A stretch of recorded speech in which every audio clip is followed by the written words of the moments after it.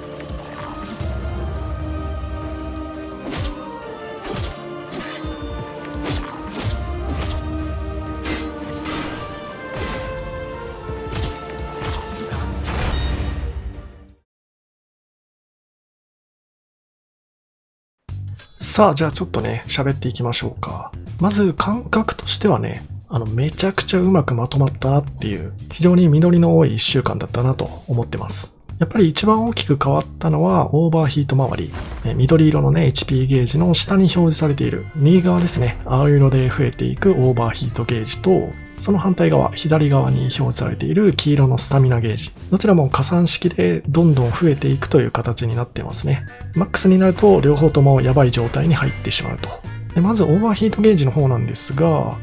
これはアーツの使用とか、アーツを被弾してしまった場合にも増えていくという形です。ゲージがマックスに到達するとオーバーヒート状態となり、キャラクターの周りにエフェクトが表示されて、そのオーバーヒートに入ったよということが示唆されます。この状態に入るとね、もうアーツが撃てなくなってしまって、で、敵のアーツをね、あと残り1発受けてしまうと、知抜の発生が確定してしまうという、非常にやばい状態に入ってしまいます。で、知抜が発生してしまった場合は、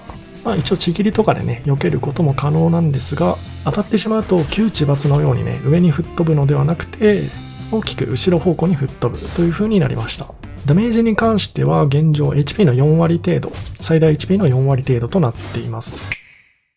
で、ここまでの仕様でね、前回の動画で非常にたくさんいただいてたコメントがあるんですけど、オーバーヒートとか知抜関連のシステムが、どうしてもデメリットベースのシステムになってるので、あんまりプレイ感が良くないんじゃないかっていう感じの指摘が非常にたくさん来てました。自分もね、前回の動画ちょっと見直しながら考えてたんですけど、確かにね、動画見たらそういう感覚、不安になるだろうなっていうふうに自分も思いました。例えるなら、スト6でドライブゲージが0になると、バーンアウト状態になって、画面端めっちゃやばくなるよみたいなことばっかりをずっと喋ってて、ドライブインパクトの強さとか、ドライブラッシュ、OD 技の強さとかに関して全くね、喋ってなかったので、これ本当にゲージ使う立ち回りが正しいのかっていう風な、そういう不安にさせてしまったことはちょっと申し訳なかったなと思ってます。もちろんね、ゲージの無駄遣いってのは良くないことなんですけど、ちゃんと使いどころを見極めてね、どんどん積極的に使っていきたくなるような、そんな魅力的なアーツをね、取り揃えていきたいと思ってます。で、これね、旧千抜の体験版の時に、アーツが、ぶっちゃけ対人を意識した性能になりすぎてて、パリー判定出しながら攻撃するとか、相手のアーツを返せるアーツみたいな、ちょっとそういう、強いっちゃ強いんだけど、割と地味なアーツが結構多かったので、なおさらね、そういう前例を見て、ちょっと不安に思ってた方も多いのかなと思います。アーツの性能っていうのはね、もう前作よりもかなり情報修正して、作成していくつもりですので、その辺はご安心くださいと。もちろんね、アーツをその積極的に使っていくのか、それともあまり使わずに立ち回っていくのかっていうプレイスタイル自体は皆さんにお任せするんですけど、後者のね、あまり使わないっていう立ち回りの方でも、絶対に使いたくなるような瞬間っていうのがあって、それがいつかっていうと、敵がね、オーバーヒート状態に陥った時ですよね。今作からアーツを相手に当てることで、相手側にね、地罰を発生させるということができるようになったので、このタイミングだけはね、自分がオーバーヒート状態になろうとも打っていった方がいい。そんなタイミングだと思います。この仕様変更はね、非常に良かったかなと思います。まさによだれを垂らしながらね、アーツを打っていける瞬間っていう感じですよね。じゃあ続いて、オーバーヒートと対になっている、スタミナ関連ですね。話していきます。オーバーヒートゲージの逆サイドにね、表示されているスタミナゲージ。こちらも加算方式でどんどん増えていくゲージで、オーバーヒートとスタミナでちょっと対になっているようなね、ちょっと珍しい感じの表示形式になってます。この UI の構想をね、前回語った時も、もしかしたら見づらくなるんじゃないのっていう声が、ちらほらありました。正直ね、自分も作ってみるまでは、ちょっとどっちに転ぶかわからないなというような、そんな印象だったんですけども、結論から言うとね、個人的にはもうだいぶ見やすいゲージにまとまったなと思ってます。ただ UI に関してはね、ちょっとプレイヤーごとに感じるところが全然違う、そんな印象があるので、ちょっとこの辺はね、皆さんの声も聞きたいなと思ってます。ただ現状はこの形でね、進めていって大丈夫そうじゃないかなと、今のところ思ってます。で、スタミナに関してね、新しい要素がもう一つ追加されまして、スタミナを削り切った時ですね、ご褒美として致命の一撃を実装しました。この界隈だとね、もう致命って言った方が伝わりやすいと思うんで、そういう呼び方で呼んでるんですが、別にね、絶対相手が死ぬ技っていうわけではありません。大ダメージを与えることができる、演出寄りのモーションですね。一応現状は千罰と同じく最大 HP の4割ダメージという形にしております。今回の動画で戦ってる相手がね、もう中ボスクラスのもうめちゃくちゃ強い敵なんで、4割ダメージで済んでるって感じなんですけど、千罰当てた場合もね、致命当てた場合も、普通の雑魚敵だったらもう確定死ぐらいな感じで思ってもらって大丈夫です。というわけで新千罰システム共有させていただきました。オーバーヒートやスタミナの最大値っていうのはね、敵ごとに変更できるように作ってあるので、その敵の強さだったりとか、バトルの時間っていうのもだいぶシステム側から調整できるようになってあります。その分調整は大変ですけどね。